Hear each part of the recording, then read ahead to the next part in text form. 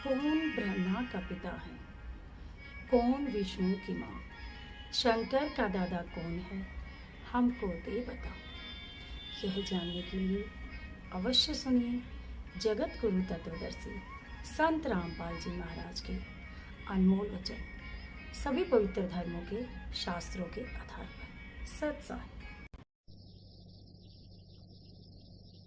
इसने इब्राहिम सुल्तान अदम जैसे महापुरुष को पार किया, संसार से अलग किया, वास्तविकता से परिचित किया, सतलोक का अधिकारी बनाया, वो परमात्मा कबीर था।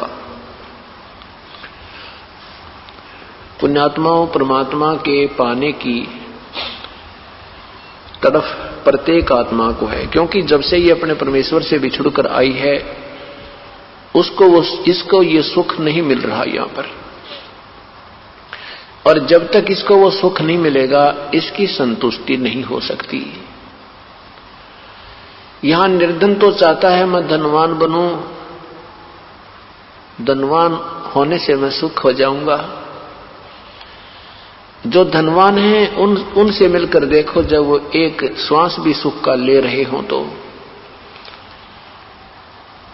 कभी बिजनेस कहीं व्यापार में घाटे की शंका, कहीं किसी ने पैसे ले लिए दे नहीं रहा, किसी ने चिट्ठी डाल दी 5 लाख रुपये लेकर आजा नहीं तो मार डालूंगा। इस तरह की ना जाने कितनी समस्याएं हैं।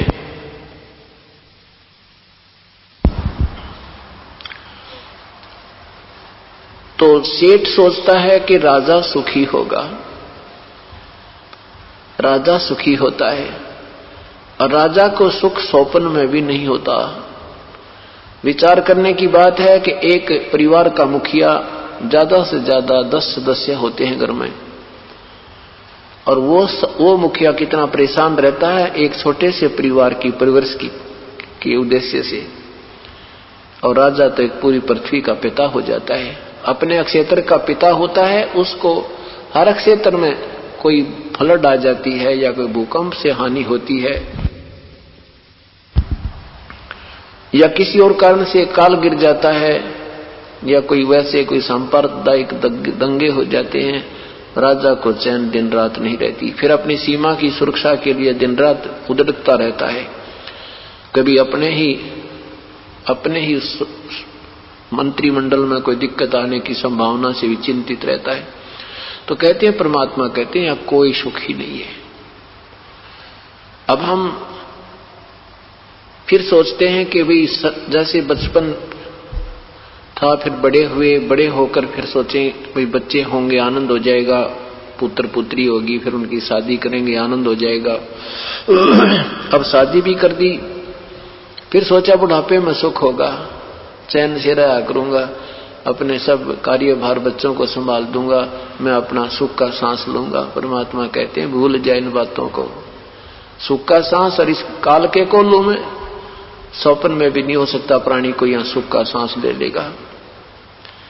अब संतान शादी कर दी, कभी कोई पोता बीमार है, कहीं कोई पोती बीमार है, या बेटा बीमार है, या बेटी विधवा होगी, या पुत्र की पत्नी की मृत्यु होगी। कहने का भाव यह है कि उस प्राणी को और ज्यादा चिंताओं का ढेर हो जाता है।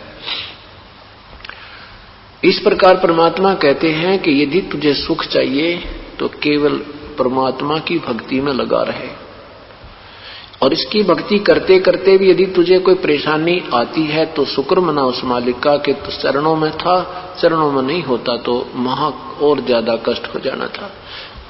जैसे हमने कई अनजान बहन भाई जो तत्व ज्ञान से परिचित नहीं होते, परमात्मा के संविधान से पूर्ण रूप से जानकार नहीं होते, तो मन में थोड़ा सा कोई हानि हो जाती है तो खोट पैदा कर देते हैं।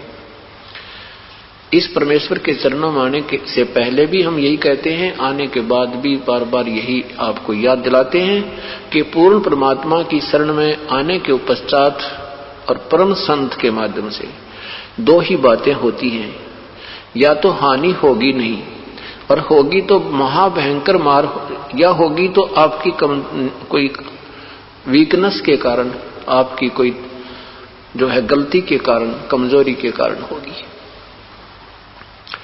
और दूसरी ये बात है कि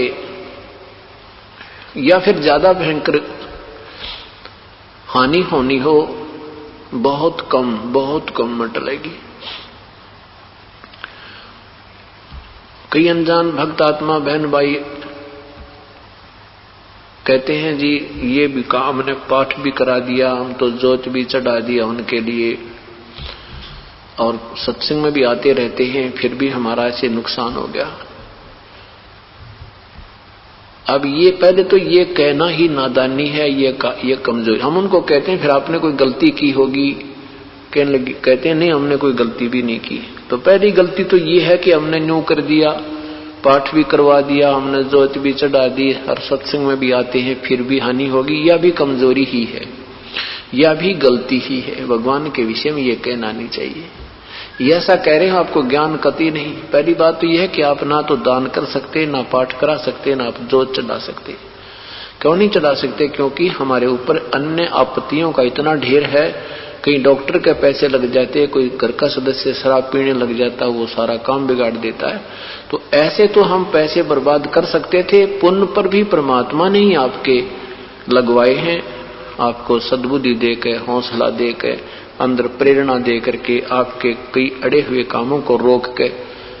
कुछ तो ऐसी आपदाएं होती हैं कि हमें पता भी नहीं लगता, परमात्मा आने नहीं देता, और हम कुछ कमजोरी कर जाते हैं या बहुत ही भयंकर मार होती है, वो थोड़ी बहुत हमारे तक पहुंचती है, हम उसी को मान लेते हैं भाई क्यों हो गया। कारण यह है कि हम यहाँ सुनते हैं कि हमारे ऊपर कोई आपत्ति आनी ही नहीं चाहिए, उस भक्त ने को परमात्मा ने ऐसा प्रोटेक्शन दिया, ऐसा बचाव दिया, उस भक्त को ऐसे लाभ हुआ। फिर कहता है कि मुझे क्यों नहीं हुआ, मुझे ऐसी हानि क्यों हुई। इसके भी बहुत गहरे, इसका भी गहरा विचार होता है, इसका कोई और कारण होता है। जैसे कई ऐसी पुण्य आत्मा हैं जिनके पिछले भी पुण्य संस्कार आपके उनके साथ हैं, और कुछ ऐसी हैं जिनके पिछले पुण्य इतने नहीं हैं, फिर उन्होंने अब तैयार करने हैं, उनको थोड़ा सा इंप्रूव होने में टाइम लगेगा। जैसे एक भयंकर बीमार हो, एक थोड़ा बीमार हो। थोड़ा बीमार तो 2 दिन की गोलियां में ठीक हो जा, और ज्यादा बीमार हो मानो 3 महीने गोली खानी पड़ जाए जब जाकर सेट होए। तो इस तरह अपनी स्थिति को समझकर प्रभु को उल्हाना नहीं देना चाहिए। अब जैसे किसी ने कंबल ओढ़ लिया और फिर भी सर्दी महसूस हो रही है, तो कोई न्यू का मैंने कंबल भी ओढ़ रखा है, स्वेटर भी पहन रखी है, और फिर भी जा डर आ गया, क्या फायदा हुआ इस स्वेटर और कंबल का। तो क्या कह सकता है समझदार व्यक्ति ये बातें? आज हम भक्ति मार्ग में ऐसे हैं, जब कंबल भी ओढ़ रखा है, स्वेटर भी पहन रखी है, और फिर भी सर्दी सता रही है, तो सर्दी ही ज्यादा है। कंबल और स्वेटर ने अपना प्रोटेक्शन जितना उनकी औकात थी वो कर रखा है। अगर यदि ये भी ना होते तो आपको सीधा निमोनिया हो जाना था, मृत्यु हो जानी थी आपकी। तो इसी उसका तरीका क्या है? कंबल को उठाकर फेंक देना या स्वेटर निकालकर डाल देना समझदारी नहीं है। उसका तो और ऐसा ही तरीका अपनाना पड़ेगा, उसको बढ़ाना है, उस प्रोटेक्शन के तरीके को, सर्दी से बचाव के तरीके को बढ़ाना है। जैसे एक कंबल और जोड़, एक और ओढ़ ले, उससे भी नहीं बात बनती है तो को रजाई कर प्रबंध कर, तभी वही समझदारी है। तो जैसे हम एक पाठ कराते हैं, जोत बोल दी है, 10 रुपए दान किया है, फिर भी हमें राहत नहीं मिली है, तो यही तरीका है और कोई तरीका नहीं। इसी डोज को और बढ़ाओ और एक दिन देखना सब ठीक हो जाएगा। हम शीघ्रता भी ज्यादा करते हैं। नाम लेने के बाद अगर रास्ते में कोई ठोकर भी लग जाए, अंगूठा फूट गया, तो हम यही सोचते हैं कि ये क्यों हुआ, नहीं होना चाहिए था। छोटी सी हानि भी हो जाती है तो हम मन में करते हैं हमारे क्यों हुई ये, हम और मन में अनजान व्यक्ति जो कहते हैं हमें क्या फायदा हो रहा है। और पहले हम जो पूजाएं करते थे देवी की, देवताओं की, 4 ईंट लाकर मंडी मसानियों की, वहां चाहे कितना ही नुकसान हो जाता और कभी मन में ना आई कि ये नुकसान क्यों हो गया, मैं इनकी पूजा करे। कारण क्या है कि वहां तो काल का बोलबाला था। काल तो यही चाहता है कि ये अपना शास्त्र विरुद्ध साधना में लीन रहें और मरते खपते रहें, और यहां आते हैं तो हम ये सुख सुनकर आते हैं कि वहां जाने से ये लाभ होता है। तो हमारा दृष्टिकोण फिर यही रहता है कि मेरे इब कांटा भी नहीं लगना चाहिए जब इस नाम न रखूं। अरे तेरा भला हो, ये ज्ञान बनाओ, थोड़ा सा ज्ञान को आधार रखो, जब ये मार्ग चलेगा। और कुछ दिनों के बाद देखना, आप 2-4 साल 2-3 वर्ष दो मालिक को, आपको कोई आपत्ति नहीं आएगी। और आएगी तो बहुत भयंकर होगी, कति पूरा परिवार विनाश में होना हो, और बहुत राहत मिलेगी आपको। ऐसा कोई संयोग आपका जुड़ा हो, क्योंकि हम युगों युगों के पापों को इकट्ठा किए फिर रहे हैं। पुण्यों को तो स्वर्ग में समाप्त कराते हैं, फिर यहाँ छोटी मोटी कोई पद पोस्ट प्राप्त करके यहाँ विनाश समाप्त कर जाते हैं। और पुण्यों का तो बहुत गुना ढेर है, बहुत गुना ढेर है उनका, पापों का तो बहुत ढेर है। तो उन पापों को अब हमने कम करना है, उसका तरीका है ये जो आपको विधि बताई है। सिमरण करो, सेवा करो, सत्संग सुनो, और ऐसे ही आपका आत्म कल्याण संभव होगा। तो परमात्मा कहते हैं इसमें थोड़ी सी शांति रखो। धीरे धीरे रे मना, धीरे सब कुछ होवे, माली सींचे सो घड़ा, समय आवे फल होवे। जैसे एक आम का पौधा बीजा जाता है, आम के पौधे को बीजते ही उसको फल नहीं शुरू हो जाते। आम के पौधे को बीजते ही उसमें फल नहीं शुरू हो जाते, उसको 12 वर्ष तक, 10-12 वर्ष लगते थे उसको पेड़ बढ़ने में, और तब तक उसमें सैकड़ों घड़े पानी के सिंचाई कर देता है माली। वो जानकार व्यक्ति जिसको पता है कि ये आम का बीज है और इससे ही फल लगेंगे, इतने लगेंगे कि 2 पीढ़ी तक समाप्त नहीं होंगे। इस दृष्टिकोण से उस वृक्ष को, उस पेड़ की वो परवरिश करता है, और जब बड़ा हो जाता है फिर देख फल लद पद हो जाते हैं। आप भी खावे, पड़ोसी भी तोड़ दे जावे, रिश्तेदारी तक पहुंचा जाता है। इसी प्रकार ये राम नाम का आम आपने बीजा है, इसको बड़ा होने दो थोड़ा सा, शीघ्रता मत करो। थोड़े से दिन देखो, मालिक का इंतजार करो उस दिन की, फिर देखना तुम होए। आपको स्वप्न में भी दुख नहीं आएगा, और आएगा तो इतना हल्का होकर जाएगा, आपको महसूस हो जाएगा कि हाँ ए भगवान, आपने बहुत शुक्र रखा हमारा, आपको ऐसा महसूस हो जाएगा। अब वो परमात्मा कौन है, कैसा है, सबसे बड़ी समस्या ये आई हुई है।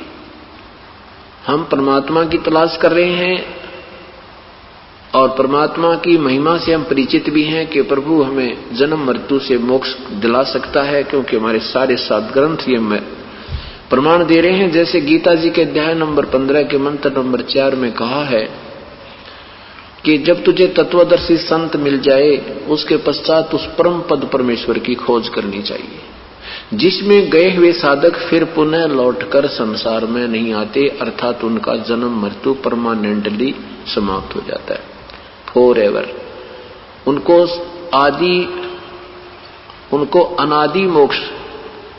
आदि मोक्ष प्राप्त हो जाता है। अनादि माने कभी शुरुआत ना हो, सदा के लिए, फॉर एवर अनादि मोक्ष प्राप्त हो जाता है। और हमें यह थ्योरी बताई गई थी कि जन्म मृत्यु तो बनी ही रहेगी,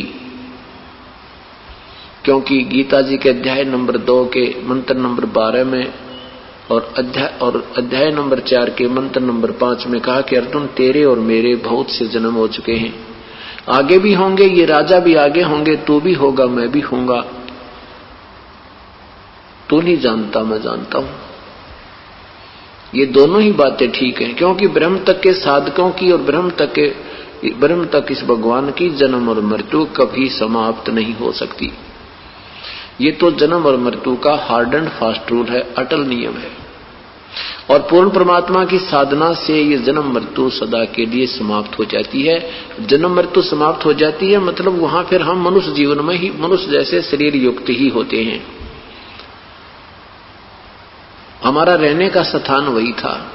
अब जैसे कोई तो किसी गांव में जहां फ्लड भी आती हो, सूखा गिरता हो, मरुस्थल सा, वहां रह रहा है, और फिर उसको कहे कोई भाई ऐसे चंडीगढ़ बहुत सुंदर शहर, वहां तुझे प्लाट दिला दूं, चल। चाहे वो कोई अधिकारी है, अपने कोटे से भी दे सकता है उसको, तो उसको ये पता हो कि सचमुच वहां बड़ा सुख है और वहां तेरी रोजी रोटी भी अच्छी मिलेगी, तो तुरंत त्याग देगा उस गांव के ढूंढने। तो अब हमें ये, क्योंकि इन्होंने थ्योरी गलत बना दी नादान ऋषियों ने कि वहां जाकर उसमें लीन हो जाना है, वहां भगवान है ही नहीं, प्रकाश ही प्रकाश है। प्रकाश ही प्रकाश है और कोई है ही नहीं वहां पर, तो जीव का जी कुकर लगे, वहां ये जाएगा कैसे? वहां जाने की इच्छा कैसे बनेगी? वहां पर इससे सुंदर तेजपुंज के फल हैं, तेजपुंज के फूल, तेजपुंज के वृक्ष और तेजपुंज की झूल, वहां सब सुख सुविधाएं हैं। लेकिन यहाँ तो 5 तत्वों से बने हुए, वहां 1 तत्व से बना हुआ सुंदर आहार, बहुत ही प्यारा शरीर आपका है, तो वहां रहा करते हम, वहां कभी मृत्यु ना होती। अब यहाँ तो हमने मरना पड़ेगा, आज नहीं तो 20 साल में, 20 में ना 30 में, ये तो यहाँ तो रह सकते ही नहीं। और वहां जाने के बाद फिर मृत्यु नहीं हो, हम वहां जाने के बाद भी फिर ऐसे सेट हो जाएंगे जैसे अब यहाँ हो गए। आप अपने परिवार में हम आए, क्या पता हम पहले कहाँ थे, वहां भी सेट थे, हे भगवान यहाँ से कदे नहीं जाए, वहां से भी मृत्यु हुई, फिर दोबारा किसी और माता पिता के यहाँ जन्म हुआ तो वो प्यारे लगे, हे भगवान अब यहीं रह रहे, कहीं नहीं जाए, और यहां से जाना पड़ेगा। वो एक स्थान सतलोक है जहां इन शुभ कर्मों से जो दास आपको बता रहा है, सदग्रंथों के आधार पर साधनाएं हैं, ये वही रास्ता है जिस रास्ते से हमारे वो संत गए जिन्होंने परमात्मा पाया है। इस रास्ते हम वहां पहुंच जाएंगे, फिर वहां जाएंगे, फिर वहां अच्छा हो जाएगा, ऐसे आनंद आएगा, हो ये सही परिवार मिल गया, वहां से भी मरना नहीं चाहेंगे, वहां मृत्यु हो गई कोई नहीं। अब जैसे कितना ही कोई बुजुर्ग हो गया है, कितना वृद्ध हो गया है, चाहे किसी को कितनी पीड़ा है, एक टांग कट गई, चाहे हाथ भी साथ कटा हुआ है, फिर भी वो जीवन ही चाहता है। किसी को सारे शरीर पर कोड लगा है तो भी जीवन ही की इच्छा शेष है। कारण क्या है कि हम ऐसे स्थान पर रहा करते थे, हम मरते नहीं थे, इस आत्मा को पता है इस बात का। और अब हमें मरना अच्छा नहीं लगता बिल्कुल, ये तो है तो बुरी है बात। 20, 30, 50, 60 साल जिस घर न बनाओ और उसको छोड़ कर चल पड़ते हैं, ये क्या जीवन होया, ये काहे का संसार यहाँ पे। तो इसलिए आत्मा को ये बहुत ऑकवर्ड लग रहा है, बहुत बुरा लग रहा है कि क्यों मर रही बे। ये स्थान सतलोक में था, वो इसको याद है।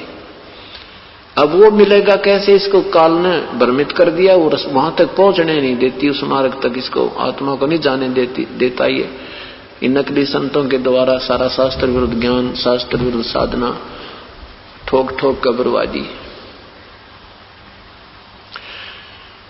परमात्मा को पाना कतई कठिन नहीं, परमात्मा को पहचानना कठिन कर दिया काल ने।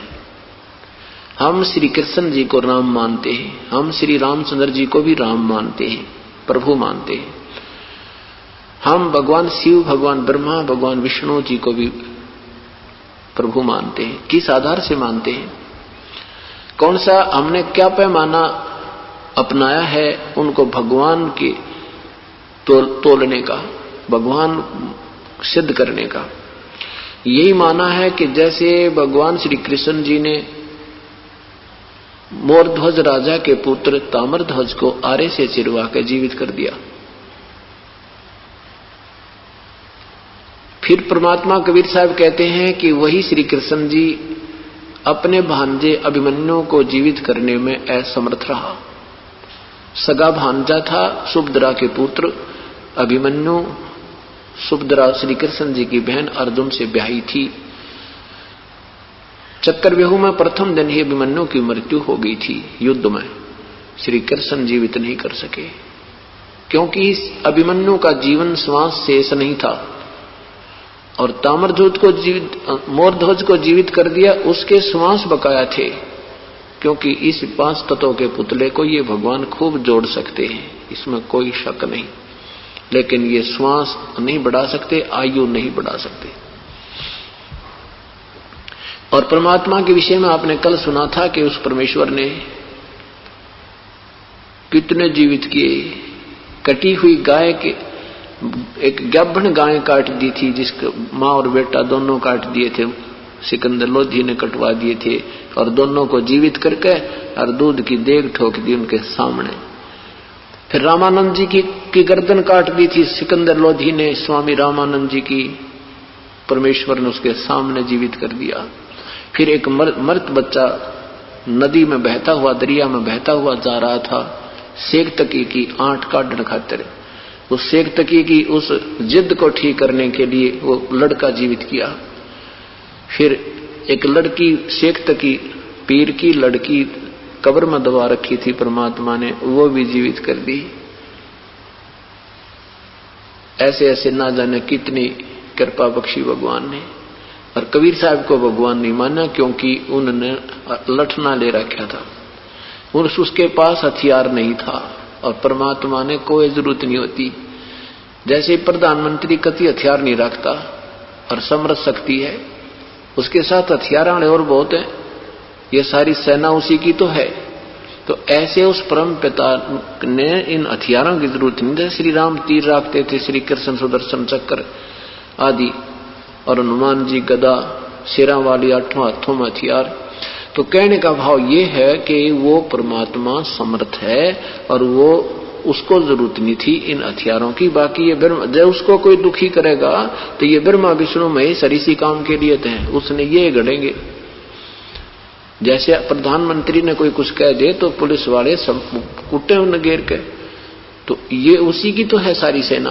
तो ये पूर्ण परमात्मा की ही शक्ति के अधीन है। ये ब्रह्मा विष्णु महेश उसी के बच्चे हैं, उसी के साथ हैं, उनकी नियमित काम करते हैं। उनको अधिकार दे रखा उस परमेश्वर ने कि तू यहां तक तेरी पावर है, ये कर सकता है। जैसे प्रधानमंत्री ने IAS IPS आदि को अधिकार बांट रखे, मंत्री मुख्यमंत्री आदि को बांट रखे, और वो कर रहे हैं उसी के अधीन, उसी की शक्ति से। वो जो चाहे सो कर सकता है। तो परमात्मा कबीर साहब को भगवान नहीं मान पाए। क्यों नहीं मान पाए? क्योंकि इनके पास हथियार ना दिखे थे। एक समय की बात है, हमारे गांव में फ्लड आई थी और अधिकारी लोग वहां आकर के दुख तकलीफ पूछा करते थे। डिप्टी कमिश्नर आया, DC के साथ एक उसका गनमैन आया। DC सिविल कपड़ा में था और पुलिस वाला जो गनमैन था वो पुलिस की वर्दी में, और वो ले रखी उसने स्टैंड गन साथ ले रखी, बंदूक पिस्टल टांग रखा वो गन में। तो वहां जब मिलने वाले जाते थे कोई भी गांव वाला, सबसे पहले उस बंदूक खड़े न प्रणाम करे, चौधरी साहब राम राम। और DC ने कहे हम तो मर गए डूब के, तुमसे मारते भी कोई ना। मतलब उसने तो DC को तो ऐसे बोले, और वो उसको तो बंदूक दिखाई थी, उसने चौधरी साहब राम राम। और वो कहे ये बैठे DC साहब, वो डरता नहीं कहे ये बैठे DC साहब। तो कहने का भाव ये है कि हमने ये भगवान गणित न्यू मान रखे थे कि इनके पास हथियार तेज थे, और इन्होंने रावण मार दिया, शिशुपाल मार दिया, जरासंध मार दिया, पुतना मार दी, चाणोर मार दिया। इस तरह इस कारण से हमने ये हीरो मान लिए। ये भी साहेब हैं, ये भी अपने अधिकारी हैं, ये भी अपने लेवल के मालिक हैं, परंतु ये समर्थ नहीं है, ये पूर्ण परमात्मा नहीं थे। अब ये अगर अंधेरा हट गया, ये अज्ञानता एक बार हट गई तो आपको प्रत्यक्ष दिखाई देगा, ये बुरे नहीं लगते। अब हमने ये पुलिस वाले या कोई अन्य अधिकारी बुरे नहीं लगते, क्योंकि हम इनसे परिचित हैं, इनकी पावर से परिचित हैं। और प्रधानमंत्री की तुलना में ये इनकी पावर बहुत कम है, लेकिन बुरे नहीं है, ये अपने लेवल का काम सही कर रहे हैं। और हम इनसे चाहे प्रधानमंत्री के लेवल का काम तो कदे भी ना कर सकते, हमने व्यर्थ प्रयत्न था। तो क्या बताते हैं परमात्मा के ऊंची थड़ियां खेती बोवे भूल रहे नज डेरे नु, ये संसार समझदा नहीं कहंदा श्याम दोपहरे नु। तुम इन ऊंची थड़ियां पर खेती बोए बैठे हो, इस डहर को नहीं समझ पाए। डहर मीन वो स्थान जो बहुत उपजाऊ होता है, और ऊंची थलियों पर उपज बहुत ही कम होती है, नाम मात्र होती है। अर्थात जिन भगवानों की तुम आस पूजा कर रहे हो, इनसे तुम्हें वो राहत नहीं मिल पाएगी जिस उद्देश्य को लेकर कर रही हो। सीधी सी बात है। अब परमात्मा की पहचान करानी है। कैसे? कि कौन है वो प्रभु, कैसा है वो प्रभु। यजुर्वेद अध्याय नंबर 1 के मंत्र नंबर 15 में, अध्याय नंबर 5 के मंत्र नंबर 1 में और 32 में क्या कहा है? अग्ने तनुरसी विष्णुवे तवा सोमस्य तनुरसी कबीर अंगारियसी बंभारियसी ऋतधामा स्वर ज्योतियसी। वो परमात्मा सह शरीर है, उस सर्वय के पालन करता विष्णुवे माने विष्णु का, विष्णु सोमस्य, विष्णु अग्ने तनुरसी विष्णुवे तवा सोमस्य, सोमस्य माने अमर पुरुष का, उस सर्वय के पालन करता उस परमात्मा, सर्वय के पालन करता उस अमर परमात्मा का शरीर है, वो सह शरीर है। और उसका नाम कबीर है। कबीर अंगारियसी, वही हमारे पापों का विनाशक कबीर है। वो रतधामा सवर ज्योति, वो स्वयं प्रकाशित है परमात्मा, और उसका लोक भी स्वयं प्रकाशित है। वो सतलोक में रहता है। रतधामा सतलोक में रहता है, सतलोक सहित है। रतधाम वाला, सतलोक वाला, जैसे कहते हैं ना बरवाले वाला, तो ऐसे रतधामा यानी सतलोक वाला भगवान है, वो कबीर है। और वो सह शरीर है। हमरे ही उनिहारे है हमारा सिरजनहारे, हमारे ही उनिहार है, यानी उनिहार माने हमारे स्वरूप जैसा हमारा भगवान है, हमारा रचने वाला है। जैसे पवित्र बाइबल में कहा है उत्पत्ति ग्रंथ में कि परमात्मा ने मनुष्य बनाए, प्रभु ने मनुष्य को अपना ही रूप दिया। और ईसाई धर्म में किसी से पूछ लो परमात्मा, गॉड इज फॉर्मलेस, परमात्मा निराकार है। मुसलमान धर्म में पूछ लीजिए कि अल्लाह कैसा है, कि भगवान अल्लाह बेचून है, बेचून मीन निराकार है। और पवित्र कुरान शरीफ सूरत फुरकानी और आयत नंबर 52 से 59 में लिखा है कि वो परमात्मा कबीर है। और जैसे पवित्र बाइबल में कहा कि परमात्मा ने 6 दिन में सृष्टि रची, 7वें दिन तख्त पर जा बैठा। पवित्र बाइबल में लिखा है कि वो परमात्मा जो मनुष्य जैसा है, जिसने मनुष्य अपने स्वरूप जैसे रचे, वो 6 दिन में सृष्टि रचकर 7वें दिन विश्राम किया।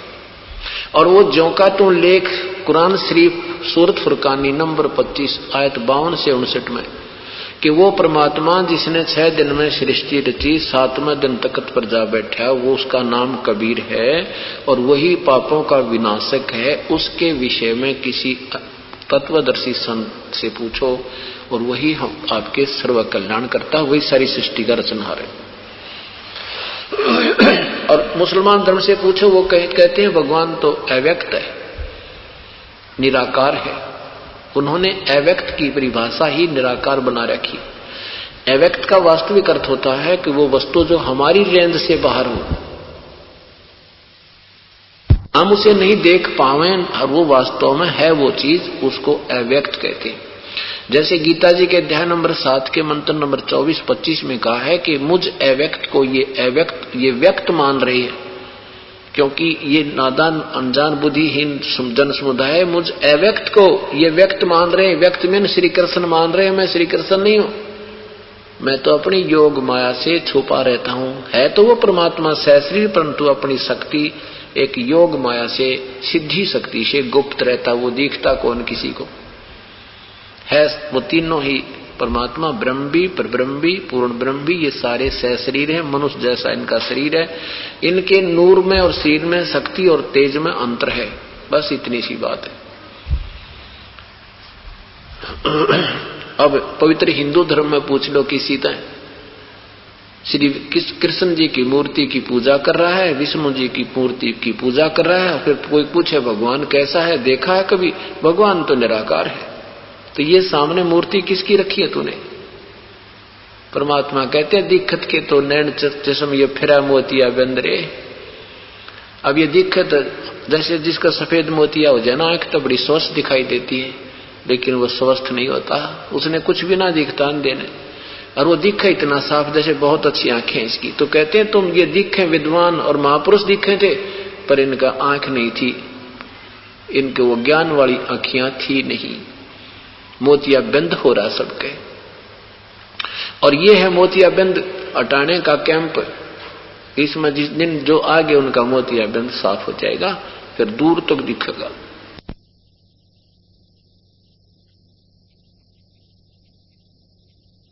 पवित्र सिख धर्म में देख लो, क्या कहेंगे, भगवान तो निराकार है।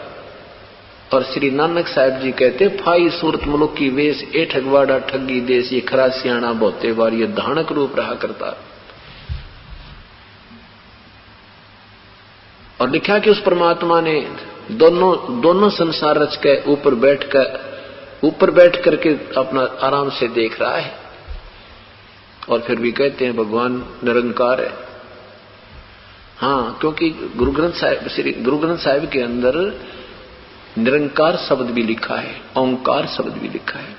ये वाणी श्री नानक साहिब जी की उस समय की है जब तक परमात्मा का साक्षात्कार नहीं हुआ था। और पवित्र हिंदू धर्म में जन्म होने के कारण श्री नानक जी गीता जी का ही पाठ किया करते थे। गीता जी में श्री कृष्ण जी और विष्णु जी को सुप्रीम पावर मानते थे, और फिर भी भगवान को निरंकार कहते थे। जैसे आम हिंदू समाज की में हर इंसान और संत की थ्योरी, सिद्धांत अपना बनाया हुआ, ये शास्त्र का नहीं है। और परमात्मा देखने के बाद फिर उन्होंने कहा था, हक्का कबीर करीम तू बेऐब प्रवद्दिगार। हक्का कबीर मीन सत कबीर। बेऐब करीम माने दयालु, बेऐब निर्विकार परमात्मा है तो, निर्विकार जिसमें कोई दोष नहीं। अब आपको दिखाते हैं परमात्मा, उदाहरण देते हैं, उन गवाहों की गवाही आपके समक्ष पेश करते हैं, शायद आप अपने भगवान को पहचान सको। आपने धर्मदास साहिब जी की कथा सुन ली। अब आदरणीय गरीबदास साहिब को परमात्मा ने सह शरीर क्योंकि तुम आकर के मिले और अपना सतलोक के दर्शन कराए, वो कथा सुनाते हैं। पुण्यात्मा, हमें किसी वस्तु की जानकारी के लिए उसके गुणों की लिखी हुई पुस्तक पढ़ने से ही जानकारी होती है कि इस वस्तु में ऐसे गुण हैं, ये प्राप्त करनी चाहिए। और उसने प्राप्त की थी, उसको ऐसा लाभ हुआ, उसने प्राप्त की थी, उसको ऐसा लाभ हुआ, फिर हमारी रुचि दृढ़ हो जाती है और फिर हम तन मन धन लगा करके उस चीज को पाकर ही छोड़ेंगे। ये मन का एक स्वभाव है। जब तक इसको पता नहीं लगता तो ये प्रयत्न नहीं करता, जब इसको पता लग जाता है तो फिर ये सिर धड़ की बाजी लगा देता है। और ये तभी इस तरफ आकर्षित होगा इस मार्ग में जब इसके गुणों से, परमात्मा के गुणों से पूर्ण परिचित हो जाएगा। आदरणीय गरीबदास साहिब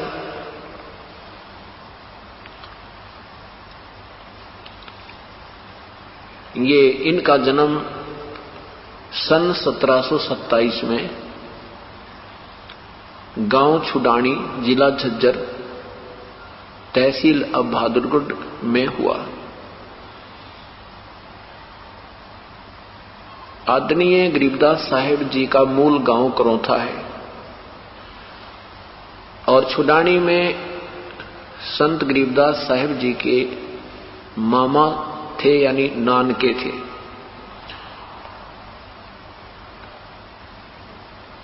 आदरणीय श्री गरीबदास साहिब जी के पूज्य पिताजी का नाम श्री बलराम जी धनखड़,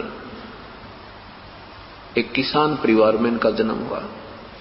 और श्री बलराम जी छुडानी ब्याहे थे, उनका कोई साला नहीं था, अर्थात गरीबदास जी के माता जी को भाई नहीं था, इनके मामा नहीं था। नाना जी की जमीन बहुत घनी थी, 2,500 बीघा, लगभग 1400 एकड़ जमीन थी।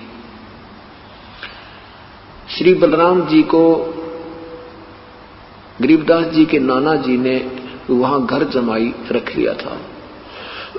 उसमें लोग सदाचारी और शर्मीले बहुत होते थे।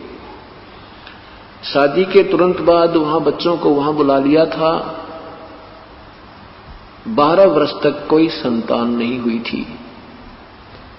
12 वर्ष के बाद फिर संतान हुई। गरीबदास साहिब जी का जन्म छुडानी में हुआ। सन 1717 में आदरणीय गरीबदास साहिब जी का जन्म हुआ। सन 1727 में, जिसमें आदरणीय गरीबदास साहिब जी की आयु 10 वर्ष थी,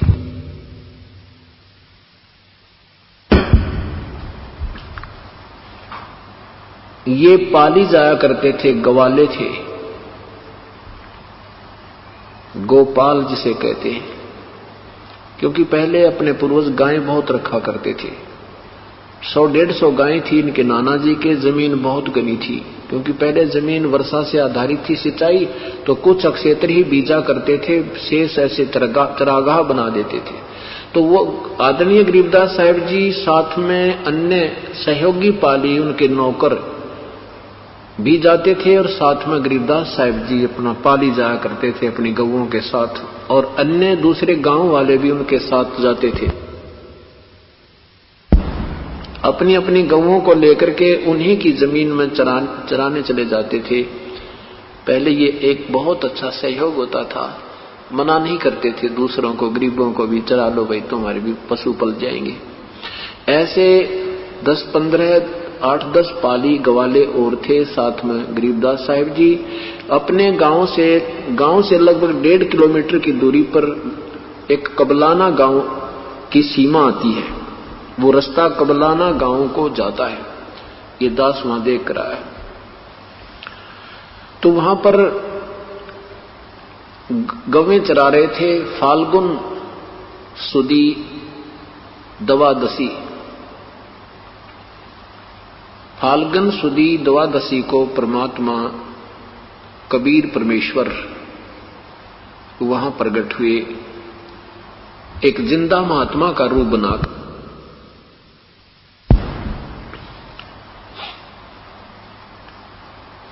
उसमें दिन के लगभग 10-11 बजे का समय था, और सूर्य में थोड़ी तेजी थी।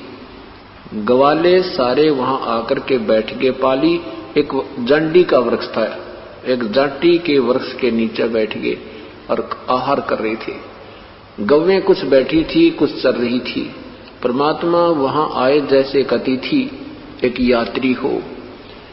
आकर के उनको प्रणाम किया, राम राम बोला।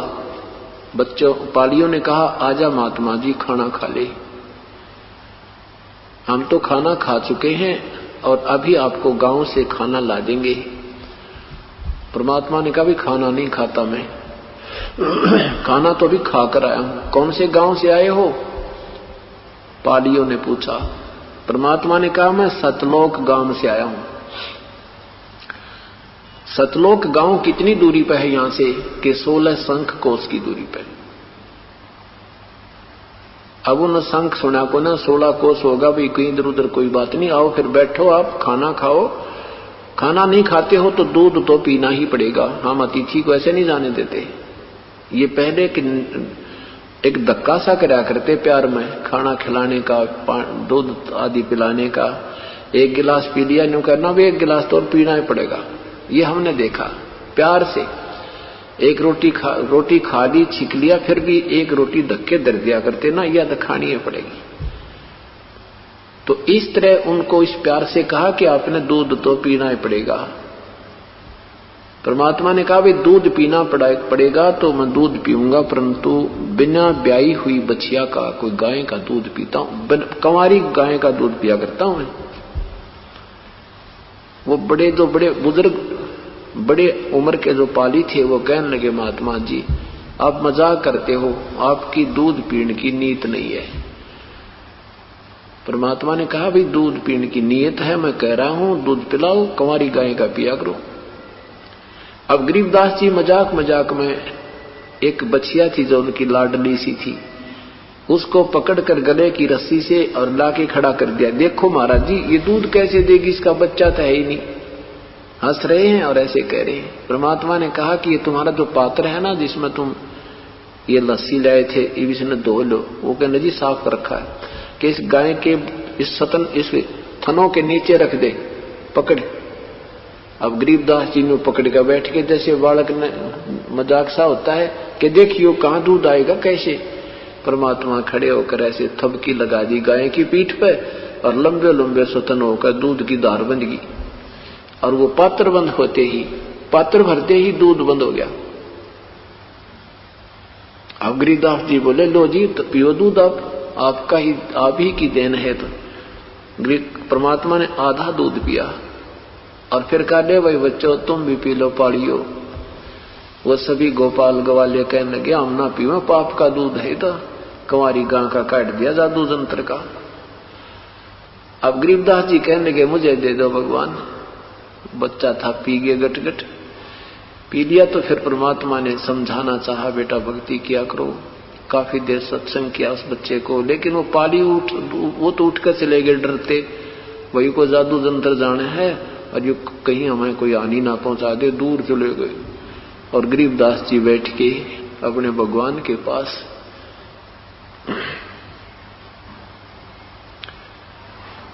अब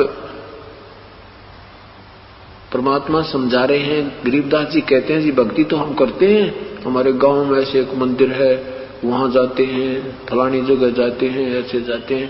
परमात्मा ने पूरी डिटेल समझाई कि ये साधना ठीक नहीं गरीबदास तुम्हारी, ये तो असंग जन्म हो गए तुम न करते, कोट जन्म तन बरमत हो गए, कुछ ना हाथ लगा रे, कुकर सुकर खुरबया बोरे, कौवा हंस बगारे। एक ऐसा स्थान है सतलोक, जहां पर जाने के बाद बेटा कभी मृत्यु नहीं होती। इतना सुंदर शरीर है, वहां पर बहुत बड़े ठाठ हैं, ना कोई अकाल गिरता है, ना कोई जो है ना फ्लड आती है, ना कोई भूकंप आता है, कोई मृत्यु नहीं होती वहां कभी भी। परमात्मा और कहते हैं, और ऐसा सुंदर आहार है, ऐसे फलों तेज पुंज के फल हैं, ऐसा अमृत सरोवर भरे हैं, खूब नहाओ दो, कोई काम नहीं। गरीबदास जी कहते हैं वहां पाली भी नहीं जाना पड़ता, अकना कभी नहीं जाना पड़ता। अब पाली ने बहुत बड़ा दुख होता है, जो पाली जाते थे हम देखा करते थे, उन्हें घर वाले भी पीटा करते, और वो भैंस गाय किसी दूसरे के खेत में चली जाती तो वो खेत वाला गड़ा करता, और भैंस एक आधी गाय ऐसी निकम्मी होती थी, वो डटी नहीं डटा, इधर तक घेरा उधर भाग ले, उधर तक घेरा तो उधर भाग ले। तो पाली बहुत दुखी हो जाता है। तो अपने दुख को ही दुख घना मानकर उसी के निवारण की याचना की जाती है। जैसे अंधा आंखों की याचना ही करता प्रभु से, और रोगी निरोग होने की ही इच्छा रखता है, ऐसे ही उन्होंने यही प्रार्थना की। उन्होंने कहा कि वहां कुछ नहीं जाना पड़ता, वहां अपने आप दूधों के सरोवर भरे हैं, वहां खूब मक्खन घी खाओ, ठाठम ठाठ रहता है। तो कहने के मुझे दिखा दो कि वो आपका घर। कहाँ दिखा देंगे। तो परमात्मा ने प्रथम मंत्र दिया और उस आत्मा को शरीर से निकाल करके और ऊपर के सब ब्रह्मांडों की सब अपना गवाह तैयार करना था। परमात्मा ने ये एविडेंस बनाना था इस समय के लिए। आज ये समय जो चल रहा है ये एक बहुत ही पुण्य समय है और बहुत ही जो है ना उद्धार का समय है।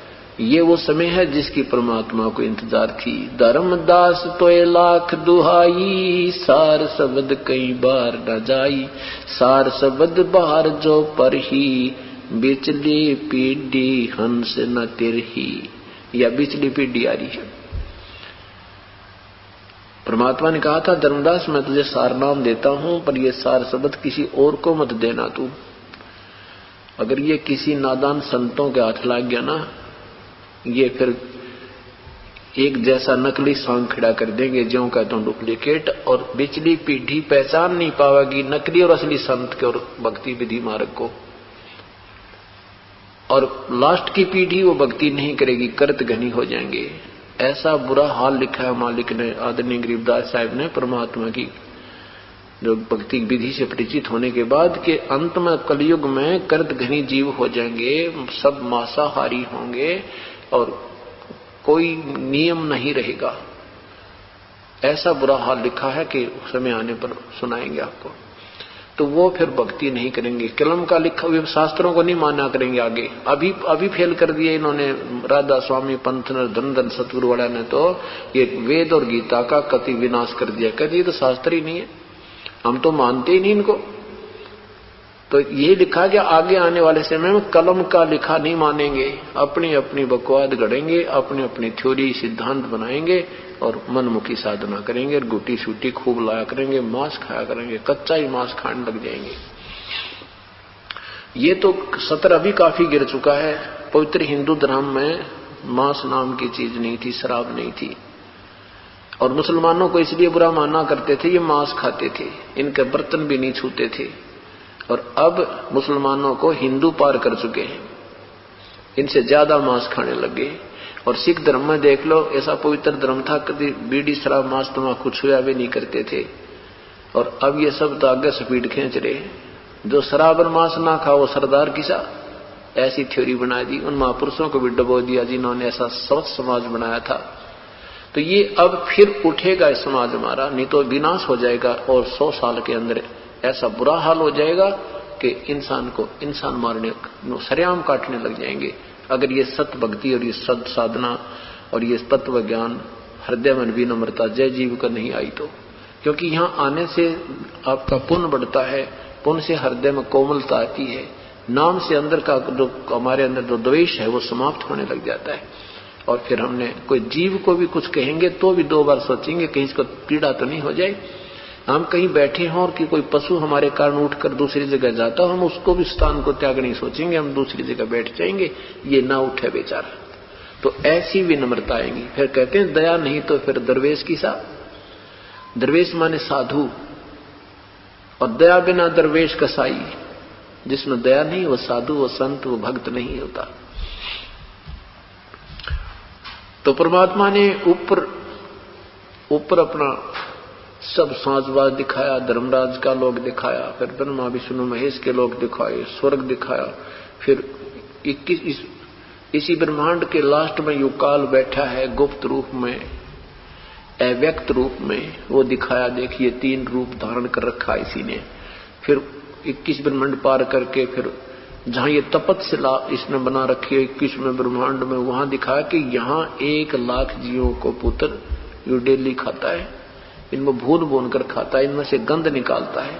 केवल यही उद्देश्य है इस काल का, यहाँ इन जीवों को पालन पोषण करके एक पुत्र से उत्पत्ति करवाता है, एक से प्रवेश करवाता है, एक से संहार करवाता है।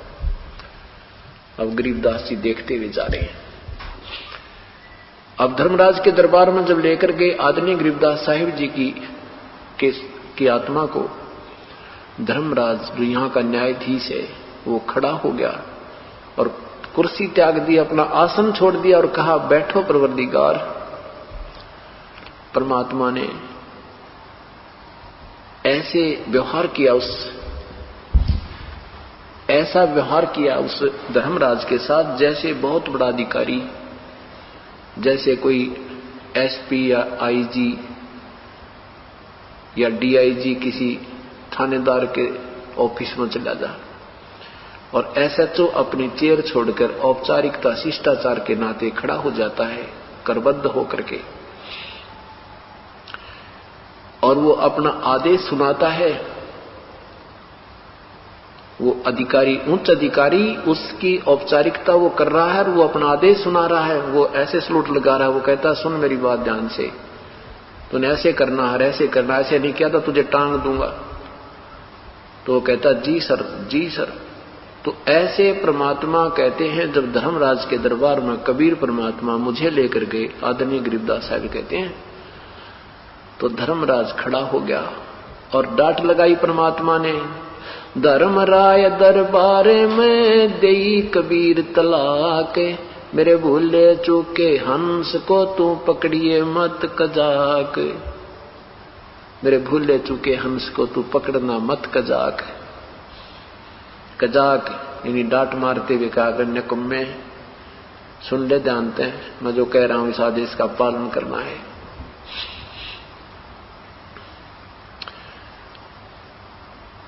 धर्मराज कहता है ठीक है प्रभु,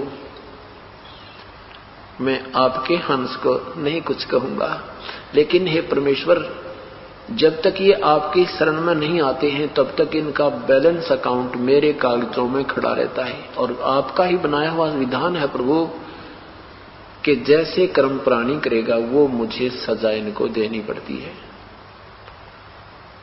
उसके बारे में मेरे लिए क्या आदेश है? तब क्या बताते हैं धर्मराज, क्या कहता है, कि कर्मों से तीरथ हैं ये अब जपते नाम कबीर। प्रभु उस पिछले अकाउंट के आधार पर उनको निश्चय पकड़ूंगा, मुझे जड़नी पड़े जंजीर। तो क्या बोले परमात्मा, करम भरम ब्रह्मांड के मैं पल में कर दूं नेस, जिन हमरी दो ही दई सो करो हमारे पेश। ये तुम्हारे बनाए हुए ये नकली जो कर्म भरम है, इनको एक मैं से कैंसिल कर दूंगा, और जो मेरे हंस हैं और जिन्होंने मेरा उपदेश ले रखा है और भूल चूक में ये तुम्हारे कोई ले भी आए तुम्हारे ये यमदूत, तो उनको और कहें, वो कहेंगे कि हम उसके भगवान के उपासक हैं, तो मेरे पास भेज देना, क्योंकि इस एक ब्रह्मांड में भी अपने भगवान का एक राजदूत भवन की तरह अलग से स्थान है। तो बोले पुरुष कबीर से धर्मराय कर जोरे, तुमरे हंस को पकड़ू नहीं मोहे दुहाई लाख करोड़। 2 ही लाख करोड़। पुरुष बोले पुरुष कबीर से, आदरणीय गरीबदास साहिब कहने अपने अमृतवाणी में कि भगवान कबीर से धर्मराज हाथ जोड़ कर नो बोला कि परमात्मा तेरे हंस को मैं नहीं पकड़ूंगा, मुझे 2 ही है, लाख लाख दुआई है, कान पकड़ूंगा। उसके बाद 7 संग ब्रह्मंडों को पार करके भंवर गुफा से गुजर कर परमात्मा अपने निज लोक को पहुंचे। इधर जिंदा महात्मा के रूप में जा रहे हैं, ऊपर देखा एक सफेद गुम्मट बना है परमात्मा का, बहुत सुंदर, बहुत लंबा चौड़ा, और उसके बीच में परमात्मा के सिंहासन है। सफेद आसन, सफेद सिंहासन, सफेद गुम्मट, सफेद ही रंग, मालिका तेज, करोड़ सूर्य मिला दे करोड़ चंद्रमा, ऐसा एक रोमकूप का नूर है मालिक कबीर परमेश्वर सतलोक में सतपुरुष रूप में। तो गरीबदास साहब कहते हैं, श्वेत छितर सिर मुकुट विराज, देखत ना उस चेहरे नु, गरीबदास ये वक्त जात है रोवोगे इस पैरे नु। तो निराकार निराकार करके बावड़े हो रहे, वो परमात्मा सह शरीर है, और यह साधना हम बताते हैं, इसको तुम स्वीकार नहीं करते, और जब तक वहां नहीं पहुंचोगे, उसको नहीं देख, वहां जाकर दर्शन नहीं करोगे अपने मालिक का, इतना कितना सुख नहीं। और इस समय को रोओगे, याद करके रोया करोगे, मनुष्य शरीर आपके हाथ से छूट जाएगा। ये नादान साधनाओं में तुम बर्बाद कर रहे हो, या तो कर नहीं रहे, करते हो तो शास्त्र विरुद्ध कर रहे हो। वहां क्या देखा कि नीचे से गया हुआ परमात्मा का रूप डबल रोल कर रहे हैं मालिक। नीचे से गया हुआ जिंदा रूप में जो शरीर था, उसमें एक चंवर उठाया वहां से, और वो ओरिजिनल रूप में परमात्मा आप ही डबल रोल में बैठे थे, अपने ऊपर आप ही चंवर कर रहे हैं, वहां ऐसे चंवर कर रहे हैं। अब गरीबदास जी ने सोचा, बाबा जी यूं तो कोई बाबा जी है मेरी साथ आया जो, और यूं है भगवान भाई कमाल का। ओहो, देखता है कति सा सुंदर। अब जैसे हम यहां से शरीर छोड़ के जाता प्राणी सौपन सा होता है, और बिल्कुल सही न्यू के न्यू दिखाई देती हर आइटम, और वो तो सूक्ष्म जगत है, बिल्कुल साफ दिखाई देता है। तो वहां उसने सोचा, भाई ये तो बाबा जी है, कोई यहाँ का कोई नौकर होगा, और भगवान तो भाई ये पड़ा यू है सही। तो इतने में क्या हुआ कि वो भगवान जो ओरिजिनल रूप सतपुरुष का था वो खड़ा हुआ, और जिंदा वाला स्वरूप तख्त के ऊपर विराजमान हुआ। वो भगवान दिखाई, जो वास्तविक रूप है प्रभु का, वो चवर करने लगा। नीचे से जो बाबा जी के रूप में भगवान गए थे, 10 साल की उम्र के बच्चे खड़े खड़े देख रहे हैं और कह रहे हैं, भाई बाबा जी पे भगवान चवर करे, बाबा जी भी आंडी है कति। यानी जैसे हम अपनी सोच से बेशक कैसे भी सोचें, परंतु पॉजिटिव थी कि भाई बाबा जी भी कमाल का, इसके ऊपर भगवान चवर करे। इतने में क्या हुआ कि वो ओरिजिनल स्वरूप जिंदा वाले शरीर में प्रवेश कर गया। चंवर स्वयं ही घूम रहा है ऑटोमेटिकली। अब गरीबदास जी को परमात्मा समझाते, बेटा मैं पूर्ण ब्रह्म हूँ, सारी सृष्टि का रचनहार हूँ। और मैं ही 120 वर्ष तक काशी में जुलाहा बनकर रह के गया था। मेरा कोई जन्म नहीं होता और मेरा कोई माँ बाप नहीं है। इन लोगों ने अपनी मन गढ़ंत कथाएं बना रखी है। और मैं कमल के फूल पर लहर तारा तालाब में स्वयं प्रकट हुआ था। ये नीरू नीमा का मेरा कोई पिछला वायदा था। हम चारों युगों में जाते हैं। ऐसे परमात्मा वहां उस प्यारी आत्मा को समझा रहे हैं। गरीबदास जी कहते हैं मुझे यही रख लो भगवान, वहां नहीं जाऊं मैं, तो काल का लोक है, वहां तो मरना पड़ेगा। परमात्मा ने कहा बेटा अब मैं तेरे साथ रहूंगा, आप भक्ति करना, औरों को भी बताना और मेरी महिमा गाना दुनिया को, और मैं तेरे संग रहूंगा, तुझे वापस ले आऊंगा।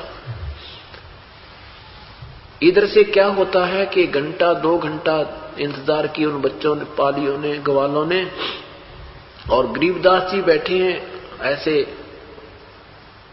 आलथी पालथी मार के साधक की तरह न्यू सीधे अकड़े। उन्होंने काफी देर के बाद देखा भी बाबा जी तो चला गया और ये लड़का, लड़की का लड़का बैठा है। उन्होंने एक ने कहा बुला के ला उसको, अपने गायों न घेरे। उसकी बारी आ गई गायें घेरन की। एक जना जाकर पाली कहने लगा अरे गरीबू, गरीबदास जी नाम है परमात्मा के, उस परमात्मा स्वरूप भगवान का, उसको गरीबू कहा करते गांव में, क्योंकि एकला सा बेटा हुआ।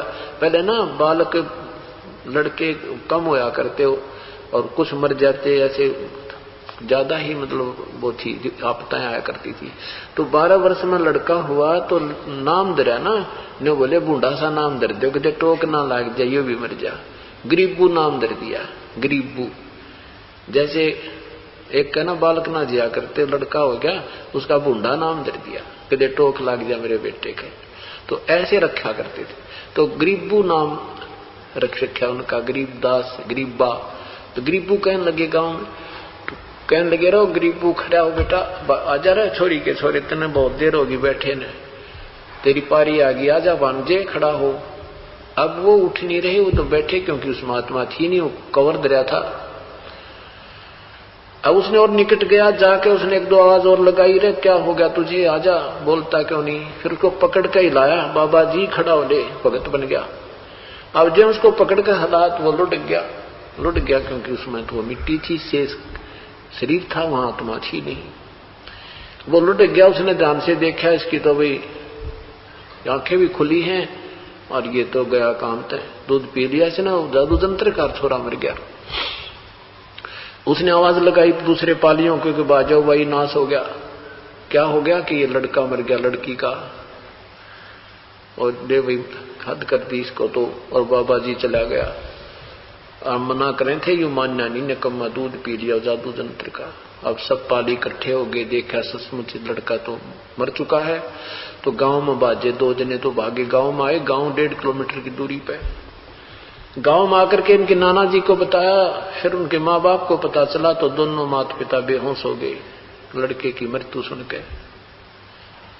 काफी देर के बाद उनको होश में आया बाकी, क्योंकि 40 घर थे गांव में, छोटे छोटे गांव होते थे।